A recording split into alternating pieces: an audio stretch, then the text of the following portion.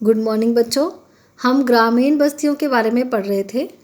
ग्रामीण बस्तियों के प्रकार, इस विषय में मैं आपके साथ पिछली वीडियो में डिस्कस कर रही थी, जिसमें से मैंने आपको 2 प्रकार की बस्तियों के बारे में बताया था, गुच्छित और अर्धगुच्छित। थर्ड टाइप पल्लीकृत और एकांकी, जिसके बारे में मैं आज आपको बताऊंगी थर्ड और फोर्थ के बारे में। थर्ड टाइप जो है हमारे पास बस्ती, उसका नाम है पल्लीकृत बस्ती। पल्ली बस्तियाँ जो होती हैं वो बड़ी बस्तियाँ जो जब भौतिक रूप से एक दूसरे से अलग हो जाती हैं, पट जाती हैं, तो उन्हें पल्लीकृत बस्तियाँ कहते हैं।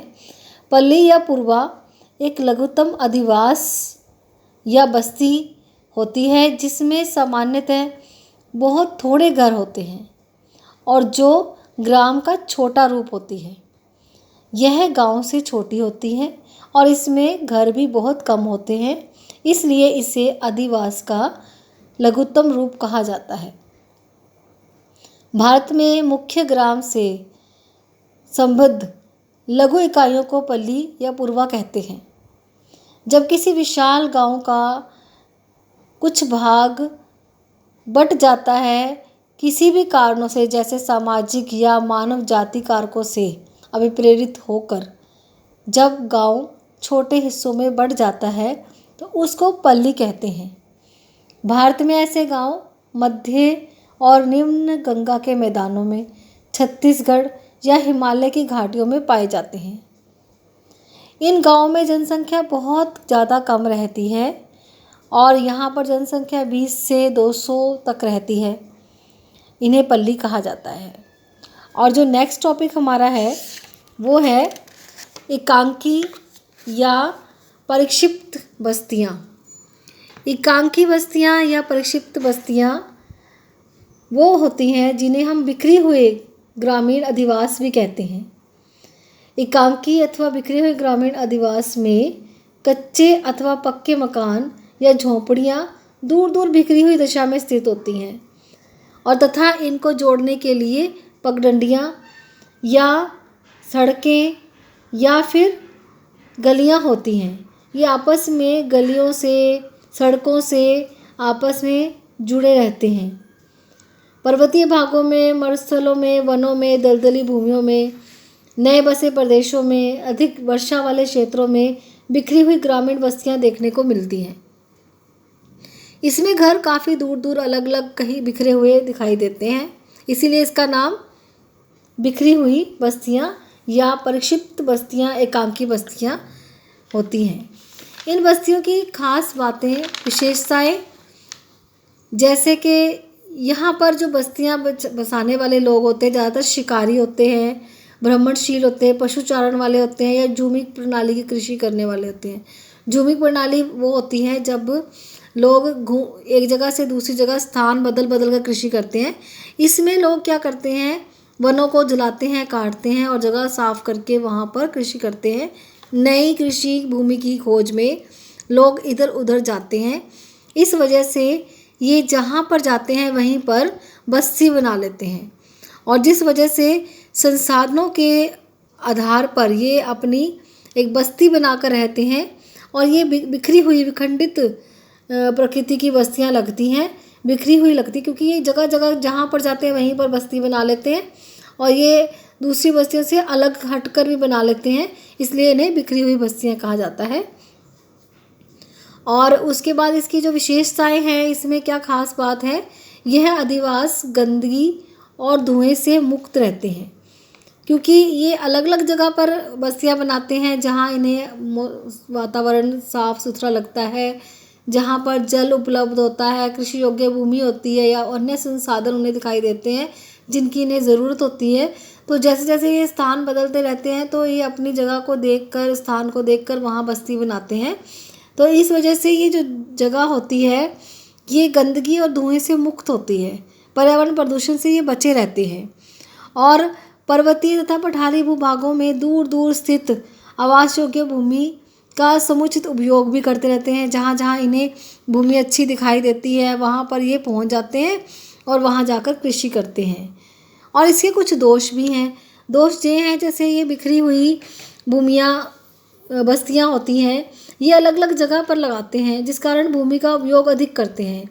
जहाँ पर भी ये अपने संसाधनों को देखते हैं, संसाधनों का कि उसका उपयोग करने के लिए वहाँ पर कई बार ये वनों को साफ करते हैं, वनों को जलाते हैं, काटते हैं, जिसकी वजह से ये अपने रहने का स्थान बनाते हैं। और इस तरह से ये बहुत सारी भूमि का उपयोग कर लेते हैं, और जो भूमि वनों के लिए ज़रूरी होती है उसको भी ये वहाँ पर बस्ती बनाकर रहते हैं। ये इसका सबसे बड़ा नुकसान है, बहुत दोष है इसका। दूसरा ये दोष है कि दूर दूर अवस्थित होने के कारण इसमें संपर्क करना कठिन हो जाता है, क्योंकि ये कभी कहीं ये ऐसी बस्तियां बनाकर रहते हैं तो इनका जो संपर्क होना होता है वो नहीं हो पाता।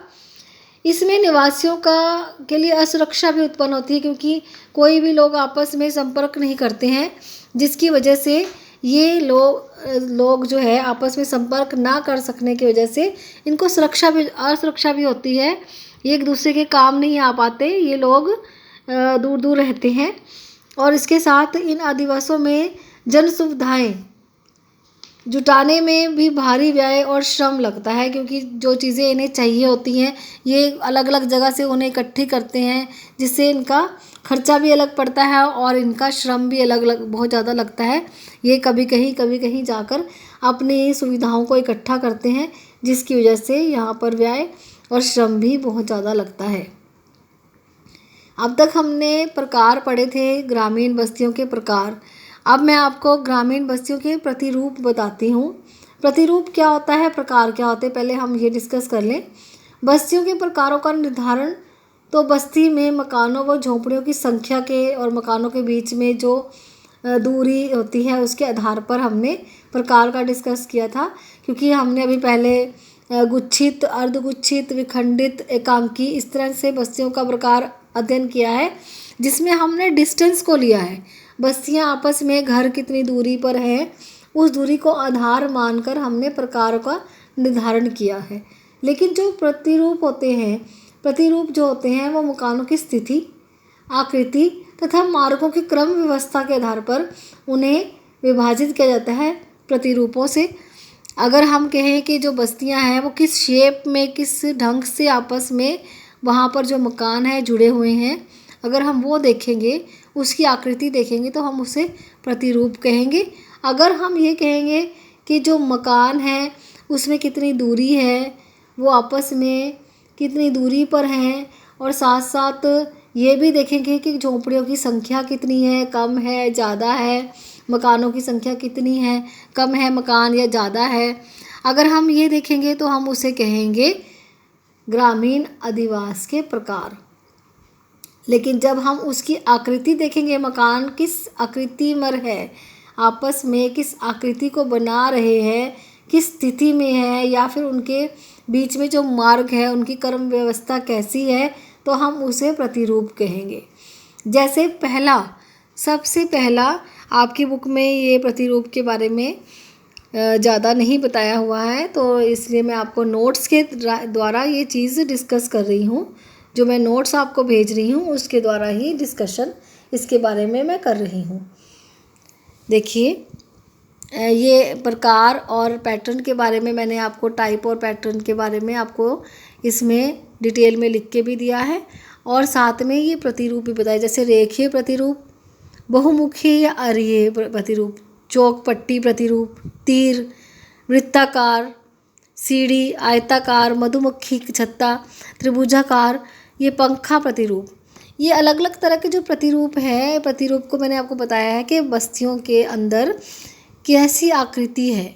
रेखीय में मतलब वो जो बस्तियां हैं वो सड़क के किनारे, नदी के किनारे किनारे एक लाइन में बिल्कुल आपस में मकान बने हुए हैं, साथ साथ जब नदी बह रही है उसके किनारे किनारे पे बहुत सारे घर बने होते हैं, तो वो रेखीय प्रतिरूप होता है। बहुमुखी या अरीय, जैसे कोई जो बस्ती है उसमें घर जो है काफ़ी दिशाओं में बाहर निकल रहे हैं, तो उसे अरीय कहते हैं। चौक-पट्टी भी है इसी तरह से, जिस तरह से ये प्रतिरूप है। और तीर है, जैसे इसका नाम है बिल्कुल उसी तरीके से ये जो घर बने हुए हैं उसी शेप से, वृत्ताकार, गोलाकार में जो घर बने हुए हैं।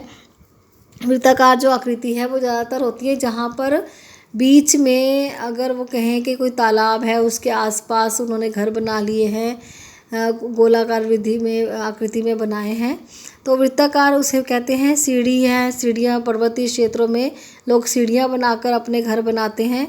आयताकार में क्या करते हैं, जब लोगों को अपनी सुरक्षा नहीं लगती है कि असुरक्षित महसूस करते हैं, तो वहाँ पर वो लोग क्या करते हैं, बहुत सारे घर आयताकार शेप में बनाकर आसपास बाउंड्री बनाते हैं, ऊंची ऊंची दीवारें बना देते हैं ताकि अपनी सुरक्षा कर सकें। वो चौकोर भी हो सकते हैं, आयताकार भी हो सकते हैं।